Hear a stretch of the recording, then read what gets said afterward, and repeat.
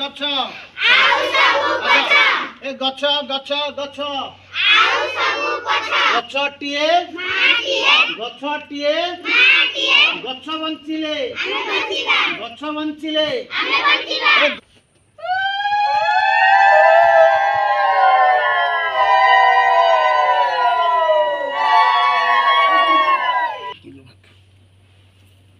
ପିଲାମାନେ ଆଜି ବନ ମହୋତ୍ସବ ସପ୍ତାହ ପାଳନ ହେଉଛି। ଆମେ ଆଜି ଗଛଟିଏ ଲଗେଇଲେ ଆମେ କହିଲେ କ'ଣ ଗଛ ଗଛ ଗଛ ଆଉ ସବୁ ପଛ। ଆମେ କାହିଁକି ସମସ୍ତଙ୍କୁ ପଛ କରି ଗଛକୁ ଆଗେ କଲେ?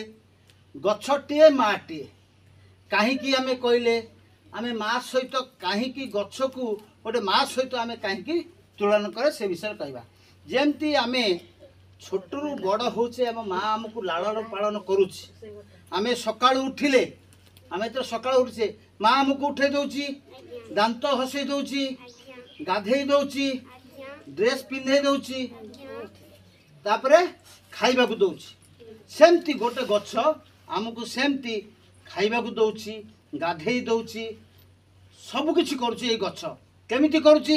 ଏଇ ଗଛ ଯଦି ବଡ଼ ହେଲା ସକାଳୁ ଉଠିଲେ ଆମେ ଦାନ୍ତ ହସୁଛେ, ତାର ଡାଳରେ ଆମେ ଦାନ୍ତ କାଟି କରି ଦାନ୍ତ ହସୁଛେ, କରୁନା? ତାପରେ ଆମେ କ'ଣ କରୁଛେ ଯେ ଆମେ ଗାଧଉଛେ। କେମିତି ଗାଧଉଛେ? ଏଇ ଗଛ ଯେତେବେଳେ ବଡ଼ ହେବ ତାର ପବନରେ ଯେତେବେଳେ ବାୟୁମଣ୍ଡଳ ଶୀତଳ ହେଇଯିବ ସେଥିପାଇଁ ଯେଉଁ ବାଷ୍ପ ହେଇକରି ଉପରକୁ ଉଠିଥିବ ପାଣି ସେ ପୁଣି ବର୍ଷା ଆକାରରେ ପାଣି ହେଇକରି ତଳକୁ ଆସିବ।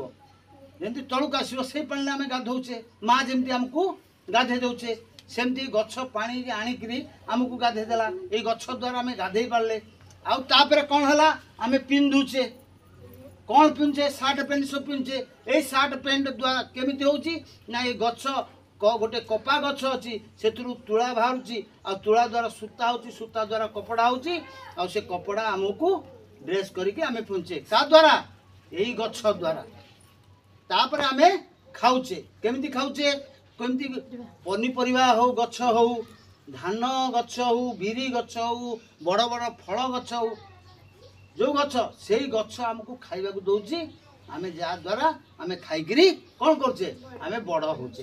ଯେମିତି ଆମ ମା ଆମକୁ ଖାଇବାକୁ ଛୋଟରୁ ବଡ଼ କରୁଛି ଏ ଗଛ ବି ସେମିତି ଆମକୁ ବଡ଼ କରୁଛି। ସେଥିପାଇଁ ଆମେ ଏ ଗଛକୁ ଗୋଟେ ମା ସହିତ ଆମେ ତୁଳନା କରୁଛେ। ସେଥିପାଇଁ ଗଛକୁ ଆଗ କରୁଛେ ଆଉ ସବୁ ପଛ କରୁଛେ। ଯଦି ଗଛ ବଞ୍ଚିବ ତେବେ ଆମେ ବଞ୍ଚିବୁ, ଗଛ ନ ବଞ୍ଚିଲେ ଆମେ ବଞ୍ଚିବୁନି। ସେଥିପାଇଁ ଆମେ ସମସ୍ତେ ଏଇ ବର୍ଷା ଋତୁରେ ଆମେ ସମସ୍ତେ ପ୍ରତିଜ୍ଞା କରିବା ଆମେ ଗୋଟିଏ ଲେଖାଏଁ ଗଛ ପ୍ରତ୍ୟେକ ବର୍ଷ ଲଗେଇବା। ସେଥିପାଇଁ ଆଉ ଥରେ କହିବା ଗଛ ଗଛ ଗଛ ଗଛଟିଏ ଗଛ ବଞ୍ଚିଲେ